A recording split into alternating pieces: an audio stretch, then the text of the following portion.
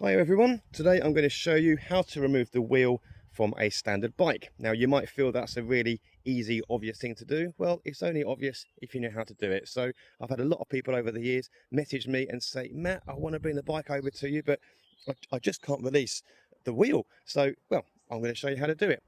Most of the time when people struggle, it's because they have a caliper brake system like the V brake here or similar. The ones where the brake pads tend to grip the rim, because they go in under the bulbous shape of the tyre, they then can't pull the tyre through. So the first thing you need to do is to remove this tension. If you have disc brakes, then you don't have to worry because, hey, it just slots in and slots out.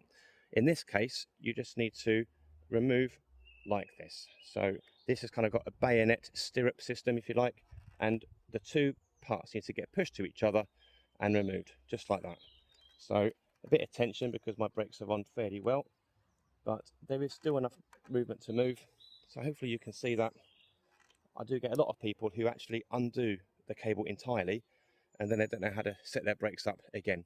Anyway, that's the first bit done. What we need to do now is turn the bike over, which is why we're on grass. I don't ever turn my bike over onto tarmac or gravel or something that's going to scratch my levers and my bell and everything else. So find some soft ground. You can whip the thing over. There we go. And just check that we're still in focus. So once you've done that, then your main job is to remove the bolts here. Now this is a quick release system, which is great. Before I undo this, I'll explain how you do the bolts if they're regular bolts. They're almost certainly going to be 15 mil. For kids bikes like BMXs and similar, sometimes they're 17 mil bolts, but almost entirely across the range, 15 mil. Both sides need to be done lefty-loosey. So anti-clockwise, as you look at the wheel, I've got a bird proper photo bombing or noise bombing my video right now. Anyway, it's a lovely sound. If it's quick release though, this is even easier. Quick release, there's a bit of a clue in the name. You just pull this lever towards you. Sometimes it's stiff, but that's because someone would have over tightened it. And once it's been removed, the tension, you'll know because things are wobbly like that. You hold this side, the side without the lever, and this side anti-clockwise again, lefty-loosey. And what you want to do is not remove it entirely, you don't have to, but enough that both sides can come clear of these dropouts, the part where the bike wheel's axle goes in. There we go. And there it is, out. Now there might be a bit of tension here where you removed the calipers earlier on. So might have to move them from side to side, but that is how to remove. Popping in is exactly a carbon copy, just the other way around. Just make sure the tyre fits past the calipers. You might have to move this quick release either side like that because they're both on springs. You might have to move them a little bit around to slot them into place. As for doing it up, righty-tighty.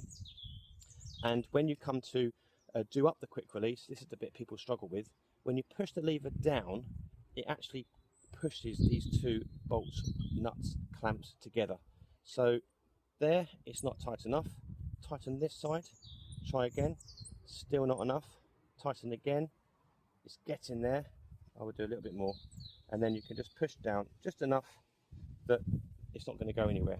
And now we can whip things back around. And assuming that the wheel isn't buckled and has located properly, then your brakes should just slot straight back on, he says. I'm doing this in a really cack-handed way because I'm trying to get the video to see what I'm doing. There we go. So, quick test, get the brakes moving, get the wheel spinning, and there we are. We are job done. Again, a lot of people know how to do it, but we all had to learn somewhere. If you don't, now you know how to remove the wheel from your bike. And there we are. Have a great day. Thanks for watching. Remember to like and subscribe, and I'll see you next time.